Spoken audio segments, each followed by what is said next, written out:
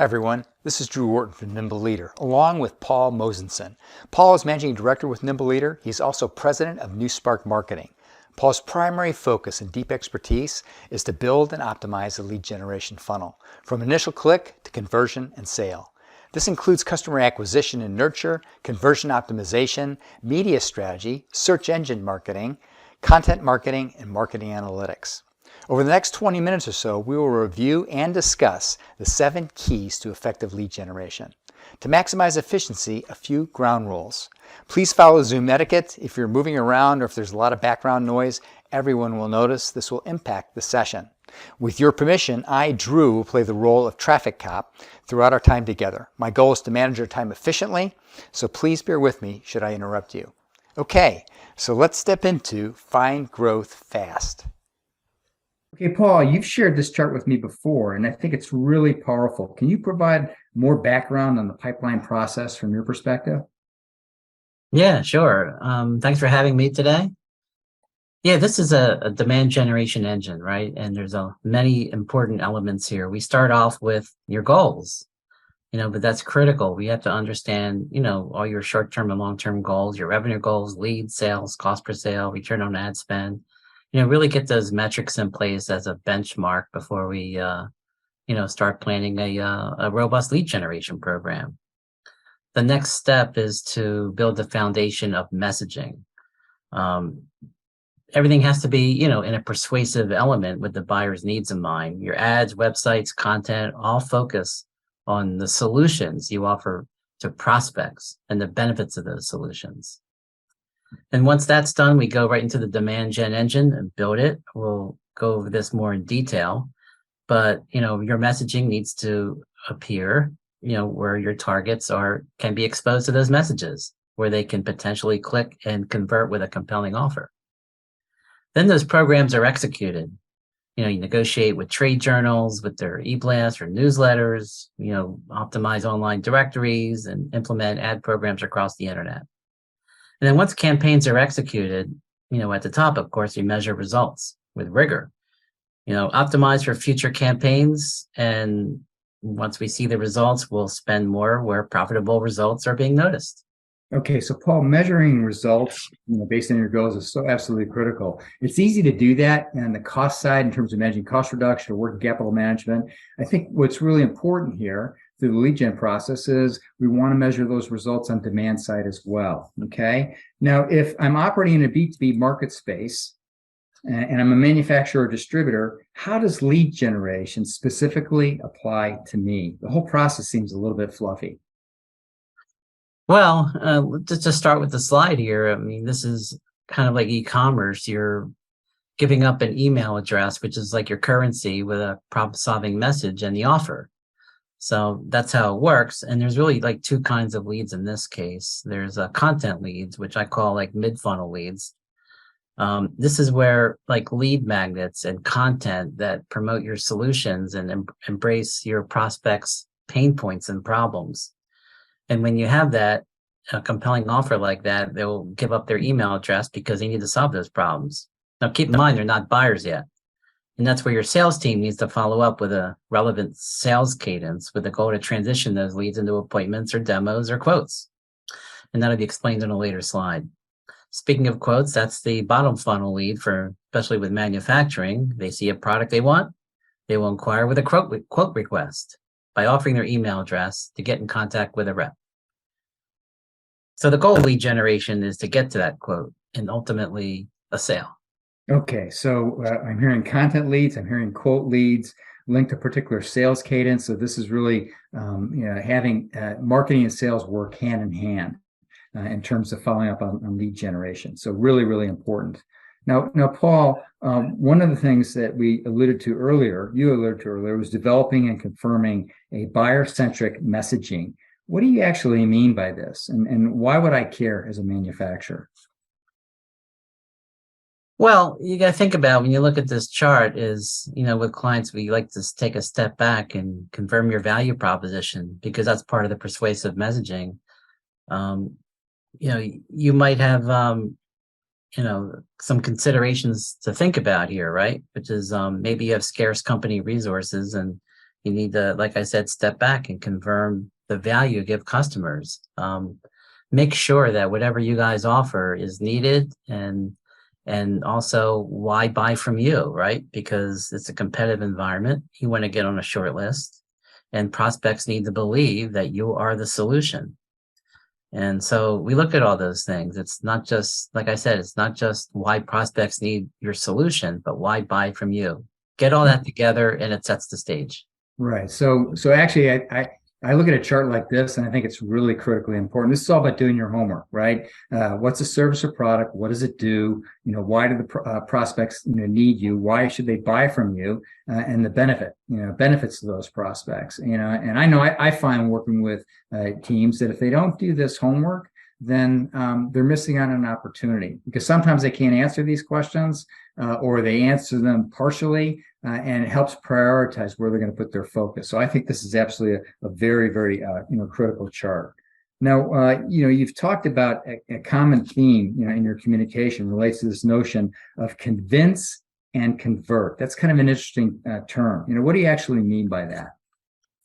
Well, everything we do in business, marketing, sales, even life, is about convincing, right? You have to convince you can solve those business problems. You can convince because you have powerful case studies and testimonials, and you convince because your content's trustworthy. There's many factors that can contribute to this convincing story. So think about it. The better you convince, the more leads you're going to get. And that's what this is all about. Your ads, landing pages, lead magnets, everything about trust. We're all kind of building it together, all these little things, into a powerful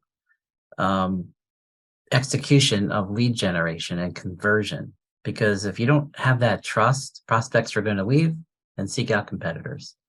Okay, and so that's an important point. We certainly don't want those prospects, to look otherwise, and so it's really key to focus on that. Now, Paul, many people think that marketing and lead generation is soft and not as quantifiable as direct cost reduction or reduction in working capital. However, you have made the case that this is simply not true. How does this lead generation calculator that you created support your case? Well, like we showed in the beginning of this conversation, we discussed the need to have tangible goals. And it's a step back as well, where we compare your current metrics in your pipeline to expectations. And it's pretty a robust chart here that we work with clients with. Basically get your base numbers in place and then look at scenarios of conversion rate increase. We mentioned that, and closing rates and things like that. But you need to go through, and these are just high level categories. Look at the inquiries you're getting to your website in a certain period. How many of those actually become customers? And then what's the revenue per customer, and then eventually the lifetime value and things like that. And then how much you're spending to get those additional customers. And then we just, confirm your ROI based on this revenue. And then that's the benchmark. Yeah.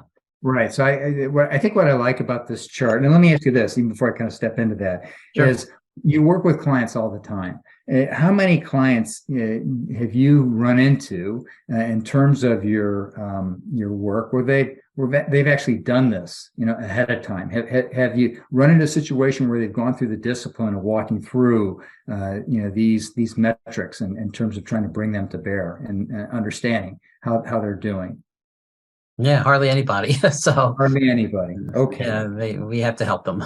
All right. So really, really key. And I guess I look at this and I'd say, just like the previous, chart in terms of, buyer-centric messaging, right? We want to do this. We at least want to do a straw man to build where we currently stand, so that when we look at alternative scenarios, we get a better understanding of how we might perform, what the ROI is, right? So I think this is really, really key.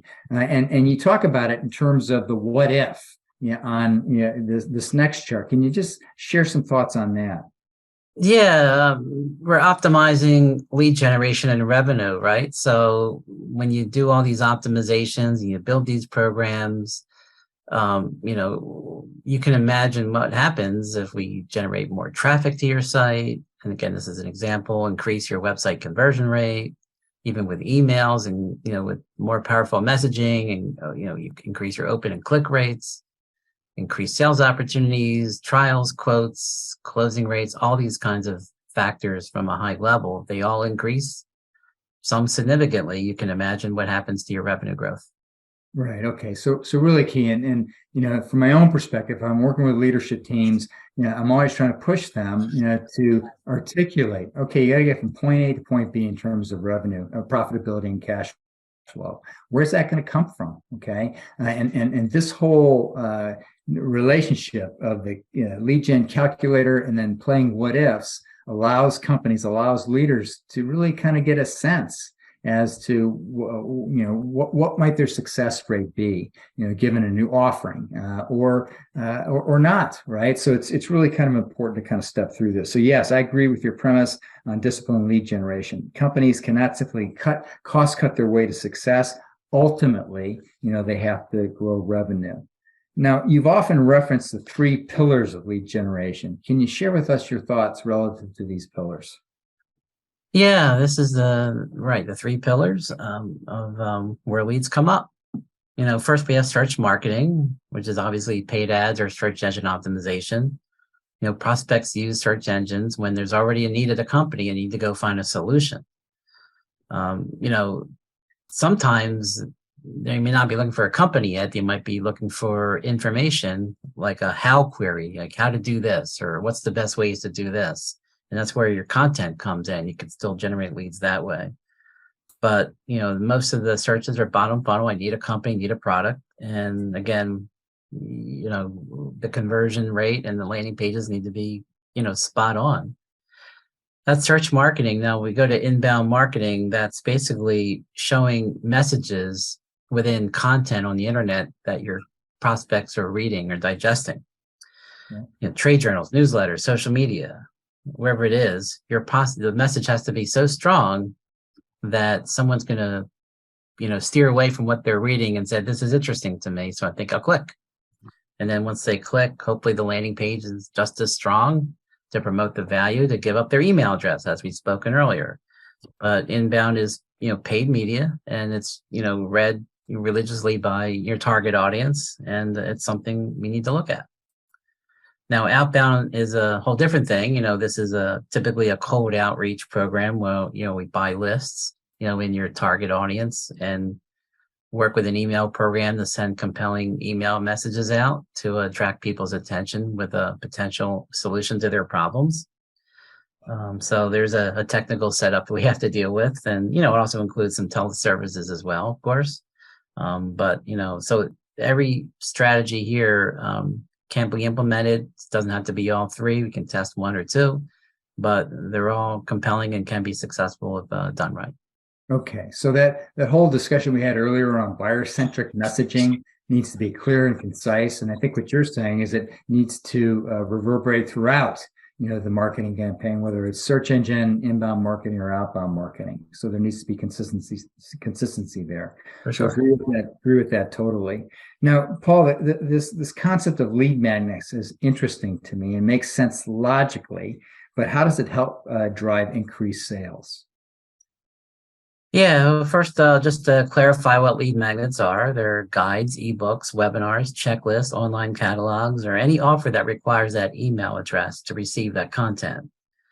You're basically using these magnets to drive leads to prospects with business problems. And so what these lead magnets do is showcase your thought leadership, your build trust, and your solutions.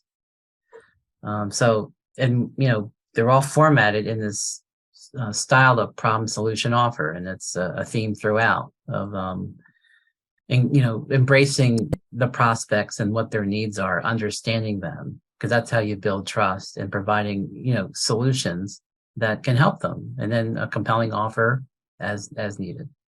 Okay, so when I think about lead magnets, and that would primarily focus within the area of inbound marketing, would you say, in terms of the communication, or does it broaden beyond that? Yeah, I mean, it's not just the inbound. You can promote it on search just to drive leads, put it on your website, and and even through outbound email. So all the different pillars it can be used for. Got it. Okay, and so that the notion of problem, solution, offer. seems simple in terms of understanding, but probably hard to execute. But it's really, really key, in terms of driving the message. Okay. Now, I've heard you also speak of this robust cadence in relation to lead magnets and how they're used. Can you explain what you mean by that? Yeah, I mean, once we get leads in the lead magnet, they may not be ready to buy right then and there. So we need a compelling, rigorous cadence, and every company is different, which is basically a mix of emails and calls to follow up, to continue to build trust, and follow up with those offers we've spoken about before, with quotes and trials and things like that. So again, you're still building trust with the audience, with a message strategically designed to segue mid-funnel leads with content through bottom funnel leads with quotes and offers. Right. Okay. And what I like about this particular graphic is what you communicate on day 2 may be different than what you communicate on day 4, maybe different than what you communicate on day 10. Point is that you build that cadence and you have an understanding, you've kind of thought through what that messaging might be through each step of the stage here, right? And so I think that's really, really important. Very rigorous, very disciplined. Okay. I've often heard you link a strong lead generation program with 3 reasons to purchase. Can you explain what you mean by this? Yeah, the bottom line is, why do people buy? And we find there's 3 key pillars, again, to persuade people with interest to desire. And starting from the right, you're proven, you have compelling case studies and testimonials that proves your solution works. And an underlying theme through this whole presentation is trust, showing that you're authority, promoting white papers and guides, and again, understanding prospects' pain points. You're not overselling, you're trying to solve their problem, and that's how you make deals. And then likable, and part of that, especially with marketing and sales people, is be authentic. Solve, not sell, and personalize your communications. At the end of the day, people buy from people, and people that they like. So trust, proven. Paul, really appreciate walking us through these keys to effective lead generation. Okay, everybody, this brings us to the close of our time today. In our next session, we're going to focus on increasing website conversion rates. This includes things like downloads, quotes, and assessments, so we hope to see you at our next meeting. If you have any questions prior to our next session, feel free to reach out to Paul or myself. If we have your email, we're happy to send you the slides to this session. Again, thanks for your time today, and we hope you have a great rest of your day.